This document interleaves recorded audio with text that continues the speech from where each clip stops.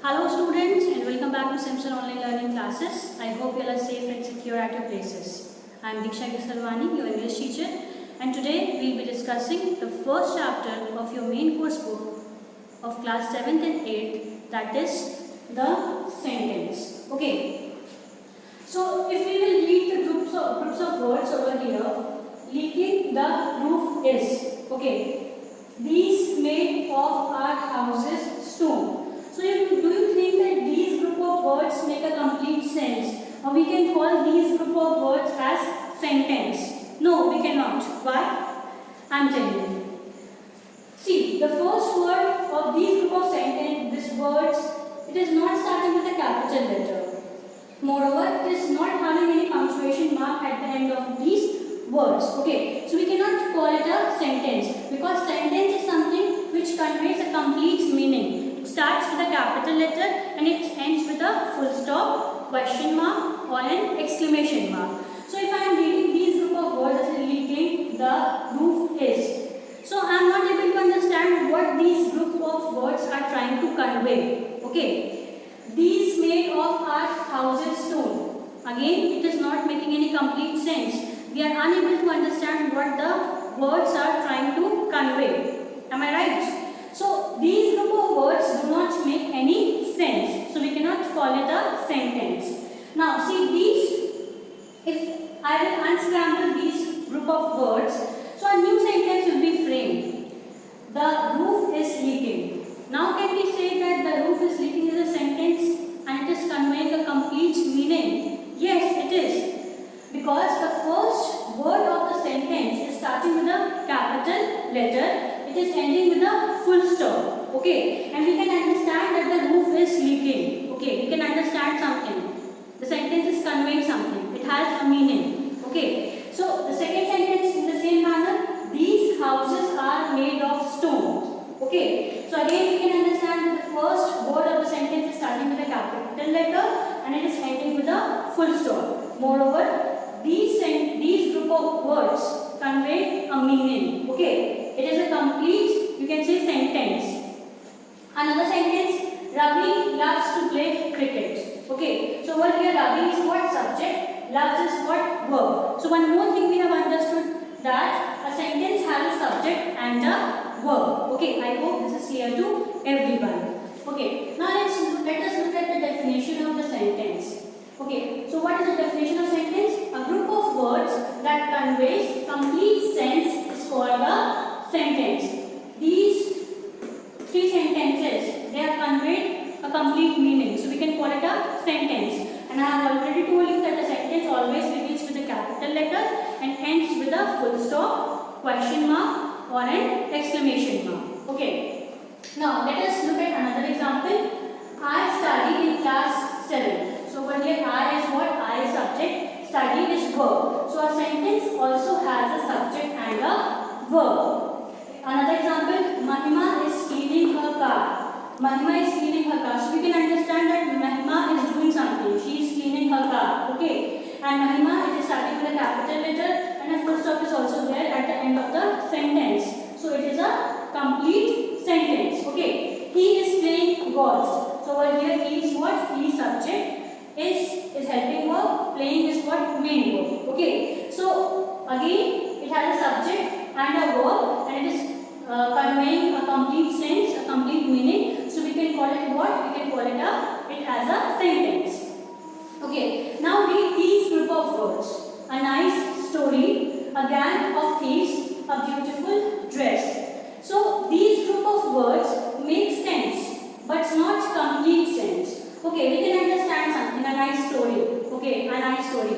But which story you are talking about? Which story? A nice story we have understood, but which story? So it is, these group of words make sense, but not complete sense. Okay, a gang of thieves, a beautiful dress. Yes, it is a beautiful dress, but which dress you are talking about? Which dress? It is still incomplete, right? So, a group of words that convey some sense but not complete sense is called a phrase. Okay, but not complete sense is called a phrase. So I hope you have understood what is the difference between a sentence and a phrase. A sentence always has a subject here you can see that no subject is there and no verb is there. So one more thing you have understood that the phrase does not have a subject and a finite verb. So I hope the difference between sentence and phrase is clear to everyone. Start. Okay, so as we have understood what is a sentence and what is a phrase, and I hope you have understood the difference between a sentence and a phrase. Now we will study kinds of sentence according to function. Okay, so there are 4 kinds of sentences according to function. Okay, so first one is declarative sentence. Declarative sentences are those sentences which state some facts, opinion or information. You have to understand 3 things. That it states facts, opinion or information, and they are also called as assertive sentences. They are also called as assertive sentence. So if somebody asks you what is another name of declarative sentence, so you can say that they are also called assertive sentences. Okay. For example, I study in class 7. Okay. So this is your declarative sentence. It is ending with a full stop. Declarative sentence or assertive sentence always ends with a full stop. Okay. Second example, Ravi likes to play cricket. Okay. Ravi likes to play cricket. So over here also it is stating some fact. Okay. It is giving some information that Ravi likes to play cricket. So this is declarative or assertive sentence. Third one, Mahima is cleaning her car. Mahima is cleaning her car. Again it is ending with a full stop and it is giving us some information. So this is what? Which kind of sentence? Declarative sentence. I hope this is clear to everyone. Okay. Now, declarative sentence is also classified into 2 categories. Okay. First one is affirmative positive sentence. Second one is negative sentence. Okay. For example, I can play the guitar. I can play the guitar. So this is what? This is your affirmative declarative sentence, or you can call it positive declarative sentence. Okay. I can play the guitar. Over here we are getting information. You can say we are getting one information that I can play the guitar. My ability is being told over here that I am a good, you can say guitarist. I can play the guitar. Okay. So if I have to convert this affirmative sentence into negative sentence, so it will be what? I cannot play the guitar. I cannot play the guitar. As it is a negative sentence, so I have used a negative word over here, that is not. Okay. So any negative word we can use like no, none, not. Okay. And then we can make what? A negative sentence. Okay. For example, I love to eat ice cream. I don't love to eat ice cream. So this is what? Negative sentence. Okay. So I hope declarative sentence is clear to everyone. Now let's move to another type of sentence, that is interrogative sentence. Now what are interrogative sentences? Interrogative sentences are those sentences which ask question. Generally it ends with a what? Question mark. For example, if I ask, what is your name? So over here what I am trying to do? I am trying to interrogate. I am trying to ask something. That what is your name? And in return you will be giving me a reply that my name is Diksha, my name is Abhinav. Okay, or my name is so and so. So I will be asking a question and in return I will be getting a reply. So one thing which you have to be very clear about interrogative sentences, that these sentences ask questions and it ends with a question mark. I hope this is clear to everyone. Okay, now let's look at the example of interrogative sentence. The first example says, when will you come to Delhi? When will you come to Delhi? Again somebody is asking something and you will be giving a reply and it is ending with a question mark. So this is which kind of sentence? It is your interrogative sentence. Next example is, what is your name? Again somebody is asking something. Okay. Now interrogative sentences are also classified into 4 categories. First one is your yes or no question. Second one is your WH question. Third one is your tag question. And fourth one is your choice question.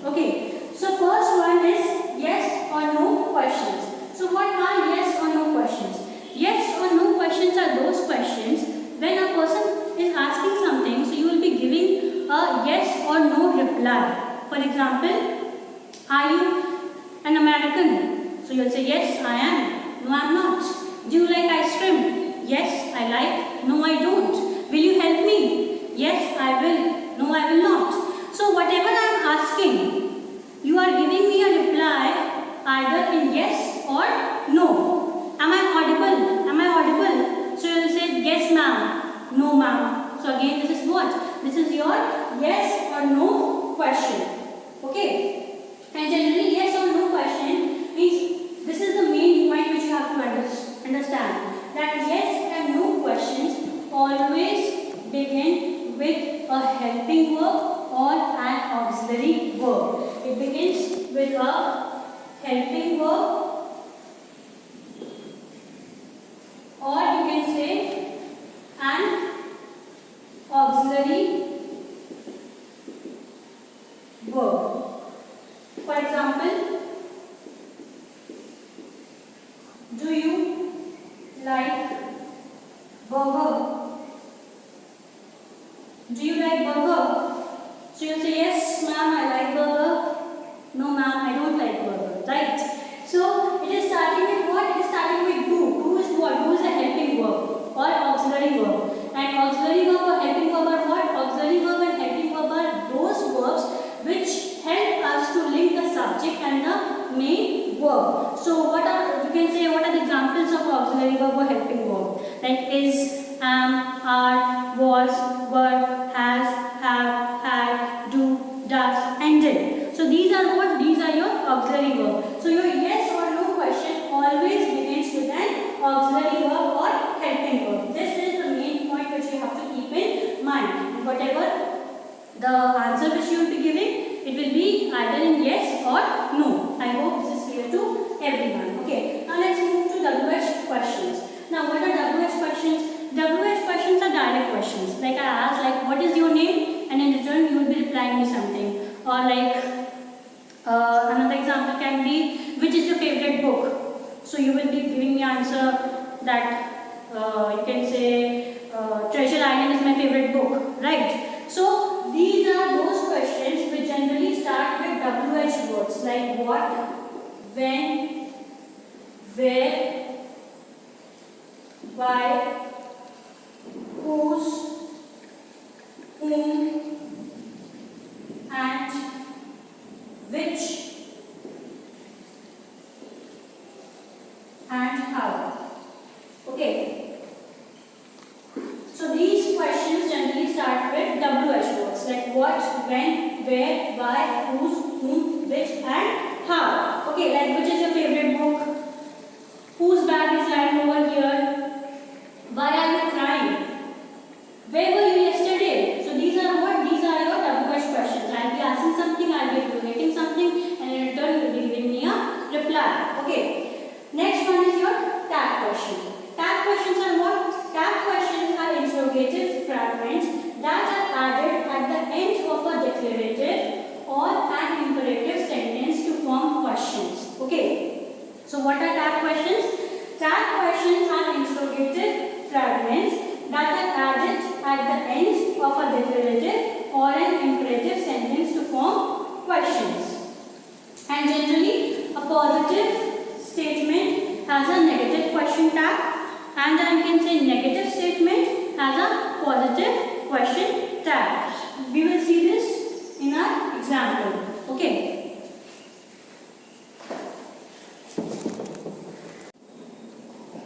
Okay, so as we have seen the definition of tag questions are interrogative fragments that are added at the end of a declarative or an imperative sentence, okay, to form questions. Okay, for example, your pet loves you, doesn't it? So in short, you can understand that these tag questions are interrogative words that are added at the end of a declarative or imperative sentence just to recheck the sentence, that is it is correct or not. For example, your pet loves you, doesn't it? So over here, doesn't it is what? Doesn't it is what? Is your tag question. It has been used just to recheck that your pet loves you or not. Okay, so doesn't it. One more thing you have to be careful is that whenever you are using this tag question, at the last, or you can say at the end of the sentence, you have to put a question mark. Otherwise, it will be considered as wrong. Okay. And whenever you are making any tag question, so you have to keep this in mind that before writing tag question, you have to put a comma. Okay. I hope this is clear to everyone. Now let's see second example. They haven't slept off. Have they? So they haven't slept off. Have they? Again, this have they is what? This is your tag question. And one thing, as I have already told you, that a positive statement, an affirmative sentence has a negative question tag, and a negative statement, or you can say a negative sentence, has a positive tag question. Okay. So this was about your tag question. Only this thing you have to keep in mind when you are framing a tag question, that a affirmative sentence has a positive negative question tag, and a negative statement has a positive question tag. Okay. Now let's come to the last, you can say part of this choice question, that is interrogative sentence, that is choice question. Now what is choice question? Choice questions are questions that provide a choice, and the answer to the choice question is in the question itself. So choice questions basically are those questions which provide you a choice. Okay, and whatever answer which you will be giving, it will be in the question itself. For example, would you like to have tea or coffee? Okay, so I am asking, would you like to have tea or coffee? So whatever answer you will be giving me, like if you like tea, you will say tea. If you like coffee, you will say coffee. So that particular answer is in the question itself. You can see over here, tea or coffee. Okay. Now see the second example. Which ice cream do you like more? Chocolate or vanilla? So those children, or you can say those students who like chocolate will say chocolate. Those students who like vanilla will say vanilla. So whatever answer you are giving is in the question itself. So this was about your interrogative sentence. An interrogative sentence was classified into 4 categories, as I told you. First one was your yes or no question. Second one was your WH question. Third one was your tag question, and fourth one was your choice question. And I hope interrogative sentence is clear to everyone. Now let's move to the third kind of sentence, that is imperative sentence. Imperative sentence generally ends with a full stop. Okay. So in simple language, if I tell you what is the meaning of imperative sentence, so imperative sentence are those sentences which tells you to do something. Which tells you to do something. Now it can be what? It can be a request, a command, or a piece of advice, or it can be a suggestion. Okay. So in simple language, you can understand the definition of imperative sentence are those sentences which tells us to do something. For example, shut the door, open the window, complete your work. So these are what? These are your imperative sentence. Somebody is telling you to do something. Okay. For example, as I told you, open the window, shut the door, complete your work.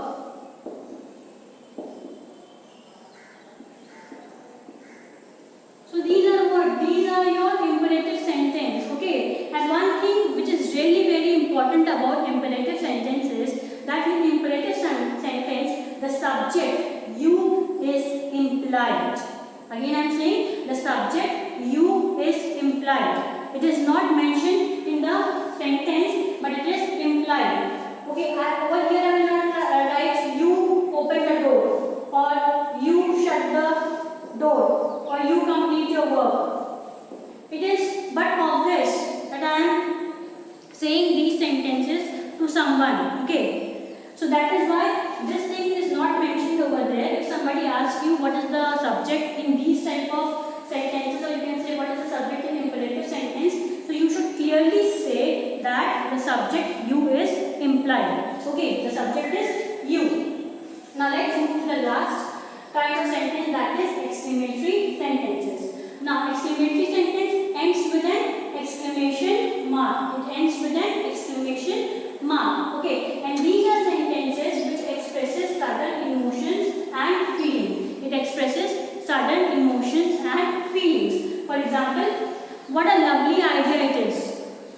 how beautiful the parrot is, how wonderfully he sings. Okay, and if you can see, I have put what? I have put an exclamation mark at the end of the sentence. Okay, now one more thing you have to be very specific about exclamatory sentences, that whenever you are framing an exclamatory sentence, you have to keep in mind that the helping verb always comes at the end of an exclamatory sentence. Okay, generally what children do is they put the helping verb before, you can say writing any, you can say this pronoun, but that is wrong. Okay, the helping verb will always come at the end of the sentence. Okay, and generally your exclamatory sentence always begins with what or how, and sometimes it also begins with interjections like alas, hooray, bravo, something like that. Okay, so this was about your exclamatory sentence, and I hope it is clear to everyone. And in the last sentence also you can see that over here the main verb sings is used at the end of the sentence. Okay, so this was about your kinds of sentences according to functions, and I hope it is clear to everyone. Okay, till then what you have to do, keep learning, keep practicing. Thank you and have a nice day.